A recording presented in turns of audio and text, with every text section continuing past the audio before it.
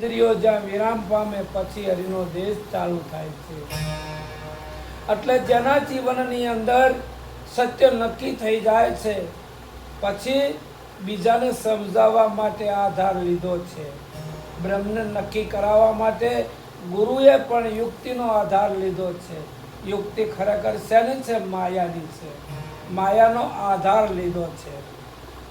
નિરાત મહારાજ એક ભજનમાં કહે છે, અનુભવ્યાનો ઉપદેશ સમજે સમજાશે. અનુભવ્યા મહાપુરુષનો ઉપદેશ સમજે તો સમજાય એવો છે, પણ ક્યારે સમજાશે? આવરણ ન હોય લેશ તો જ આત્મા ઓળખાશે. તમારે આવરણ લેશ માત્ર ન હોય તો જ તમે તમને ઓળખી શકશો, આત્માને ઓળખી શકશો. દેહ રહિત દર્શામાં આવે.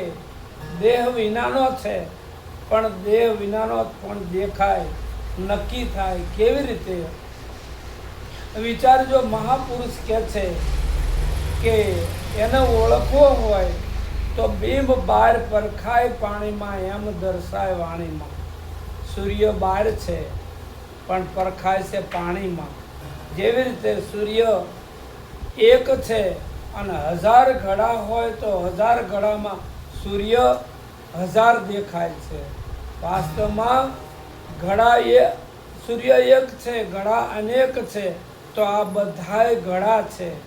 આ ઘડામાં આત્મા બધામાં એક છે.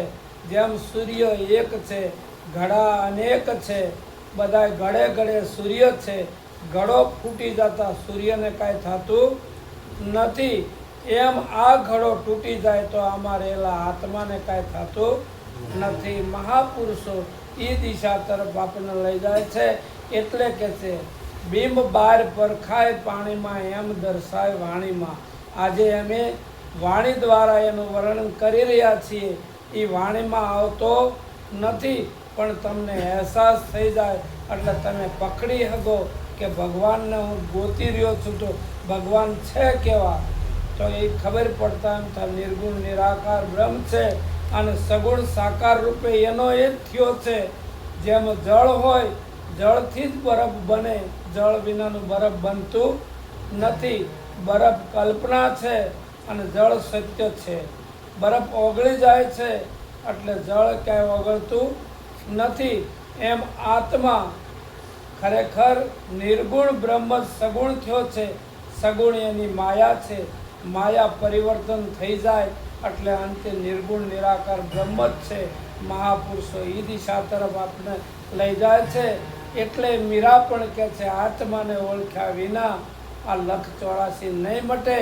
બ્રહ્મણાને ભાંગ્યા વિના ભવના ફેરા નહીં મટે. આ ભવના ફેરા મટાડવો હોય તો સાચા સંતના ચરણે જઈ અને સત્ય વસ્તુને જાણો. સત્ય વસ્તુ એને કહેવાય કે 3 કાળમાં આબાદ હોય એને સત્ય કહેવાય. દાખલા તરીકે આ શરીર નહોતું ત્યારે આત્મા હતો.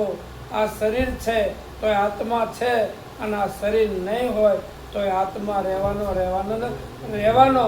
એટલે કહે છે કે આ શરીર નહોતું ત્યારે હું હતો. શરીર છે તોય હું છું અને શરીર નહીં હોય તો હું રહેવાનો. આ દિશા તરફ સંતો ખરેખર અનુભવ કરાવવા માટે કહે છે. જે કૃષ્ણ બોલે છે એ જ રામ બોલે છે. એ જ પાછળના જે સંતો થયા એ બોલે છે. અને આજે તમને તમારી અનુભવ થશે ત્યારે તમે પણ એ જ બોલશો, હું આદિ અનાદિનો છું. પણ હું દેહની વાત કરતો નથી. દેહ સીમામાં આવ્યો છે અને સીમામાં એક દિન સમય લઈ થવાનો. પણ આ દેહમાં રહેવાવાળો એ અસીમ છે. એનો કોઈ સીમા છે નહીં. આવ્યો નથી ને જવાનો નથી. એ તમે છો. મહાપુરુષો એને ઓળખાવા માટે યુક્તિ પ્રયુક્તિ દ્વારા એને ઓળખાઈ જાય એટલે બેડો પાર થાય. સંતોની વાત બપોરે અમે બેઠા હતા ત્યારે વાત કરી. સગુણ નિર્ગુણ બ્રહ્મ તમારે જોવો હોય તો તમે કેવી રીતે જોશો? એક લાકડું પડ્યું હતું એની સામે મેં બોલાવીને કીધું 5 જણાને બોલાવો તો લાકડાની અંદર કોઈ એમ કે આમાં બળતણ છે. દેખાય કે ન દેખાય? બળતણ દેખાય. કોઈને બોલાવો તો વાંસા પટ્ટી દેખાય.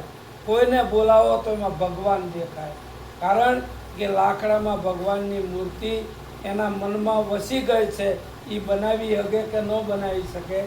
એનો એ જ બ્રહ્મ, નિર્ગુણ બ્રહ્મ, એ સગુણ રૂપે એને દેખાય છે, પણ એ આંખ એને ઉઘડી છે એટલે એ લાકડામાં મૂર્તિ બાળે છે.